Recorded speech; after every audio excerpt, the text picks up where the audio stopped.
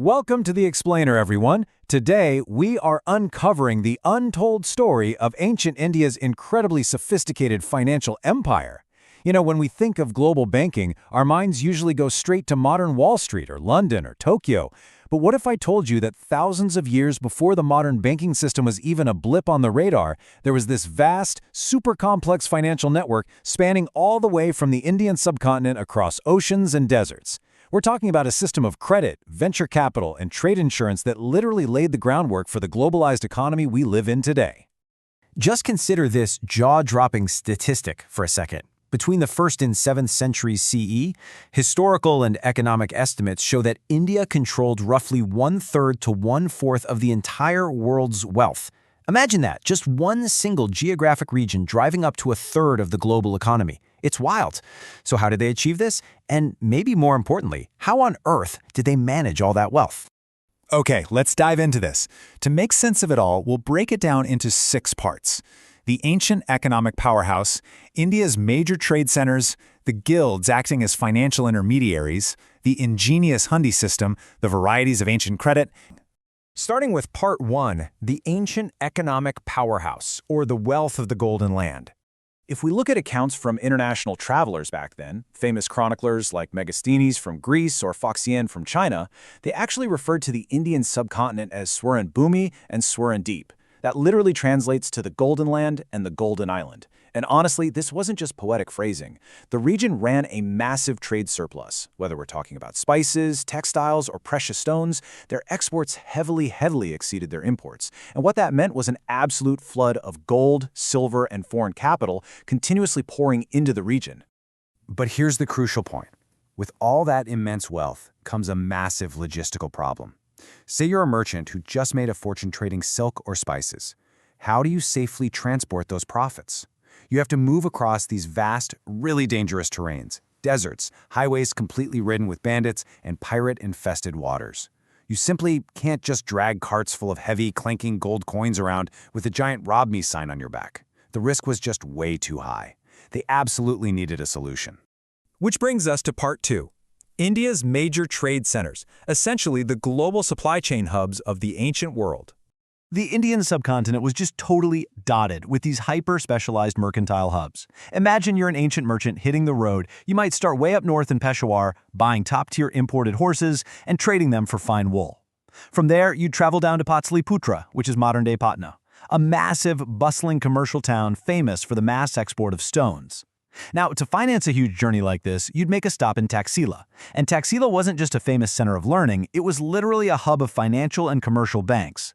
Then, if you needed luxury goods, you'd head straight over to Varanasi to pick up stunning gold silk cloth and finely carved sandalwood. It was just a brilliantly integrated internal market. But those inland hubs were really only half the story. The coastal and southern ports were what connected India to the rest of the planet. Down south, Broach was a total powerhouse on the Narmada River, while Madura controlled these incredibly lucrative pearl fisheries that literally had Roman merchants sailing all the way across the ocean just to buy from them. Kavaripatama was a huge center for cosmetics, perfumes, and shipbuilding. But take a close look at Surat in the northwest. Surat was famous for its gold-bordered zari textiles. And this perfectly illustrates the reach of this ancient economy. The financial instruments drafted in Surat were actively honored in the far-off markets of Egypt and Iran. No way, right? Moving into Part 3, guilds, the financial intermediaries. We've seen the physical cities, so now let's meet the actual people who managed all this capital. Dating all the way back to the Vedic period, so we're talking around 1500 BCE, you had the Shreni. These were early merchant guilds that basically acted as informal financial institutions.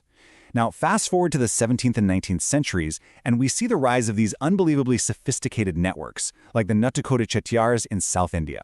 These communities functioned almost exactly like ancient venture capitalists. They were a self-regulated banking system built entirely on kinship, trust, and some incredibly strict accounting. Think about this. A Chettiar family sitting in a local village could literally finance a merchant sailing all the way to Burma or Malaya, functioning seamlessly as a fully interdependent financial firm. Part 4. The ingenious Hundi system. So how exactly did these guilds solve that massive logistics problem of moving money without moving heavy gold? Well, they invented a technological marvel. Now, what's really interesting here is the sheer simplicity of the Hundi. That's what made it so brilliant. A Hundi is essentially a written order directing someone to pay a specific sum to a named person. Let's say you're that merchant in Taxila. You give your gold to a local sreni or shraf, basically a banker. They write you a Hundi in a regional vernacular language. You tuck that little piece of paper in your pocket, travel 1,000 miles over to Surat, present the Hundi to a partner banker there, and boom, you receive your cash. It was the ancient equivalent of a wire transfer. And the genius part? Because it was written in specialized mercantile scripts, if bandits did happen to rob you, that piece of paper was totally useless to them. When you look at historical records, you see a really fascinating classification of the different types of hundis used by Indian merchant communities. It wasn't just a basic IOU. The whole system evolved to cover almost every single commercial scenario you could possibly think of, laying out strict rules for liability, timeframes, and bearer rights. To really appreciate just how advanced this was, let's break down those specific categories in Part 5, Varieties of Ancient Credit. If we go ahead and map these ancient instruments to modern banking terms, the parallels are honestly astounding. A Darshani Hundi was payable on site, which is exactly like a modern demand draft. A Mudati Hundi was payable only after a specific fixed period, earning interest, which makes it effectively an ancient certificate of deposit. But the Jokum Hundi is where they truly flex their financial genius. This one was drawn against dispatch goods. So, if your ship sank or the goods were lost in transit, the person who drew the Hundi bore the cost, and the person who was supposed to pay carried absolutely zero liability. The Jokum was literally an incredibly advanced conditional transit insurance policy written right into the credit note itself. How cool is that? Now, of course, this entire system relied heavily on social capital. Take the Sahyog Hundi, for example. Sahyog literally means cooperation. It was drawn by one merchant on another, payable to a third. But it only worked if the person paying had high creditworthiness and respectability in the bazaar. It would pass from hand to hand, relying on this highly developed framework of community trust. Compare that to the Firmamanjog Hundi, which was much stricter and payable strictly to a specific order.